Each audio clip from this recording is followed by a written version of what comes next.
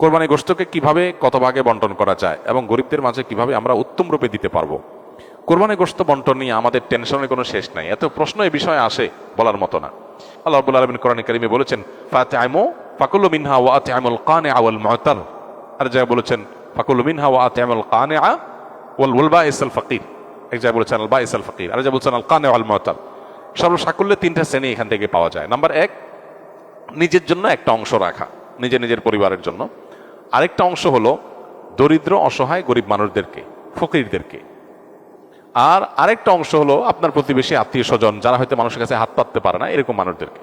তিন ভাগে তিনটা ভাগ করে আপনি কোরবানি পশু বন্টন করবেন। হুবহু তিন ভাগ নাও, একটু কম বেশি হলো, নিজে একটু কম রেখে বেশি দিলেন বা একটু বেশি রেখে কম দিলেন, তাতে কোরবানির অসুবিধা হবে না। কোরবানি গোশতকে তিন ভাগে ভাগ করা মুস্তাহাব বা উত্তম।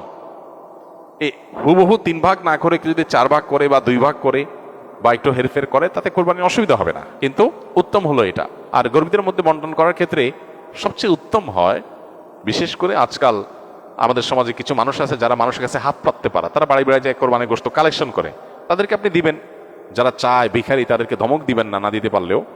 কিন্তু এর চেয়ে বেশি ইম্পর্টেন্ট, এর চেয়ে বেশি গুরুত্বপূর্ণ হলো যে মানুষগুলো কোরবানি করে না কিন্তু মানুষের কাছে হাতও পাততে পারে না, তাদেরকে খুঁজে খুঁজে বের করে যে তাদের বাসায় বাসায় গিয়ে পৌঁছে দিয়ে আসেন, সেটা হবে সবচাইতে উত্তম। শহরে গ্রামে বিভিন্ন ক্ষেত্রে এরকম মানুষ পাবেন, সম্ভ্রান্ত, খুব লাজুক, খুব ভদ্র ফ্যামিলি, তারা কষ্টে আছেন। বিশেষ করে অনেক মানুষ দেখতে মনে হচ্ছে ফিটফাট ভালোই আছে, কিন্তু অনেকদিন চাকরি নাই, বেচারার ব্যবসা বাণিজ্য নাই, আয় ইনকাম নাই। এই মানুষগুলোকে খুঁজে খুঁজে তাদের বাসা বাসায় গোশত পৌঁছানো, এটা হলো সবচেয়ে জরুরি কাজ। এই জন্য এই কাজটা আমরা কোরবানিতে খুব বিশেষভাবে খেয়াল করবো, চেষ্টা করবো ইনশাআল্লাহ।